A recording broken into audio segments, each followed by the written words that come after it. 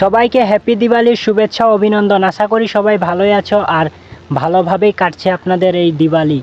তো একটা কথা বলে রাখি, নিজের জীবনে রিস্ক নিয়ে কখনো দিওয়ালি পালন করতে যেও না, আর বন্ধুদের জীবনে রিস্ক ফেলে, বন্ধুদের জীবনকে রিস্কে ফেলে নিজের দিওয়ালি কখনো পালন করো না। অধিকাংশ ছেলেরা দেখা যায় যে তাদের বন্ধুদের মুখে আর কি বম দিয়ে ফাটায় বা তাদের হাতে ফেভিকল দিয়ে চিপকিয়ে আর তাদেরকে বম ধরিয়ে জ্বালিয়ে দেয়, তাদের হাতেই থেকে যায় আর বম ফেটে যায়।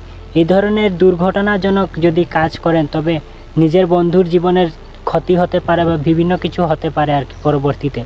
তাই একটু নিজের জীবনের সেফটি বা বন্ধুদের জীবনের সেফটি নিয়েই বম ফাটাফাটি করবেন আর বিভিন্ন কিছু করবেন, যেমন ঘোরাঘুরি আছে বা বিভিন্ন কাজ করবেন, তবে এমন কিছু কাজ করবেন না যেমন একটা দুর্ঘটনা সারা জীবনের কান্না।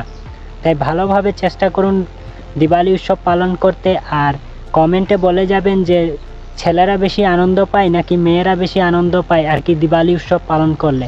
যেমন ছেলেরা আছে যারা শুধুমাত্র বম ফাটায়, বন্ধুদের সাথে খেলাধুলা করে, বিভিন্ন কিছু করে, তবে এক ক্ষেত্রে দেখা যায় যে ছেলেরাই বেশি আনন্দ করে, তবে মেয়েরাও কিন্তু কম নয়। তারা রঙ্গোলি বানায়, পিঠা বানায়, বিভিন্ন ধরনের আর কি এন্টারটেনমেন্ট করে, আর তারা ফুলঝড়ির মতো বোমা ফাটায়। তাদের মধ্যে বেশি আর কি এন্টারটেনমেন্ট আসে নাকি আমাদের মধ্যে, কমেন্ট সেকশনে বলে যাবেন আর কি ছেলেরা বেশি এনজয় করে নাকি মেয়েরা।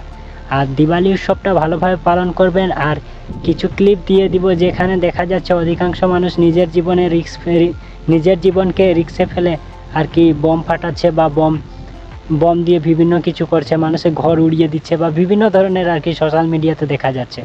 তবে ওই সব আজে বাজে না করে শান্তিপূর্ণভাবে ভালোভাবে আর কি দিওয়ালি উৎসব পালন করে। আমারও ফেভারিট কিন্তু দিওয়ালি উৎসব, তবে সবাই মিলে ভালোভাবে পালন করি।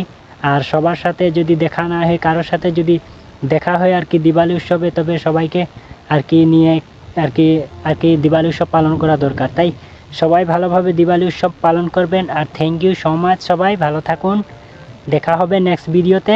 আর সবাইকে দিওয়ালির অগ্রিম শুভেচ্ছা।